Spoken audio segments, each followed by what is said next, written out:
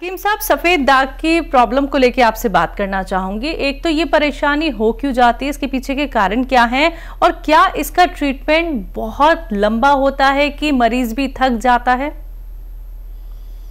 सही आपने फरमाया कि ये रोग ऐसा है कि हकीम और डॉक्टर को भी शर्म आने लगती है, क्योंकि सालों इसका इलाज चलता है। और इसमें एक बहुत बड़ी प्रॉब्लम ये है कि जो रोगी है उससे किसी को नुकसान नहीं होता, लेकिन इसको देखते ही, इस पर नज़र पड़ते ही लोग उससे थोड़ा एतराज़ करने लगते, थोड़ा बचने लगते, उसके साथ बैठने में, खाने में या उसके साथ रहने में। हालांकि इससे किसी को कोई नुकसान नहीं होता कभी भी।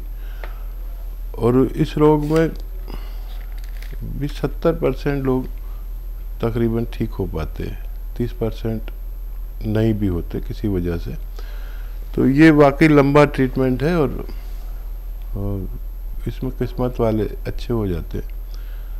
और इलाज भी कराना ज़रूरी है, और नुकसान भी इससे कोई नहीं है, ना इस मरीज़ को और ना उसके साथ जो रहते हैं।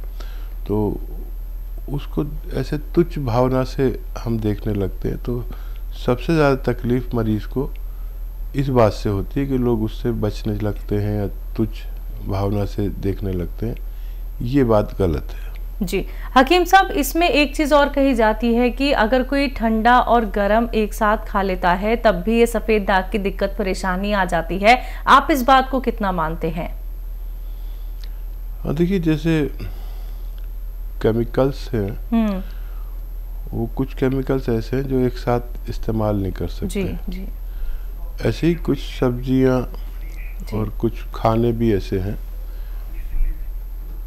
कि जो एक साथ किसी किसी को नहीं खाने चाहिए, सबको नुकसान नहीं देते। मिसाल के तौर पर मैं अक्सर बताता हूँ कि मुझे दही बिल्कुल नहीं चलता, मैं खा ही नहीं सकता, वॉमिट हो जाती है। एक अनानास मेरे लिए बहुत ख़तरनाक हो जाता है। तो अगर किसी को ऐसी कोई चीज़ें मालूम हो जो उसे नुकसान देती हैं, तो उनका सेवन ना किया करें तो सेहत के लिए बेहतर है।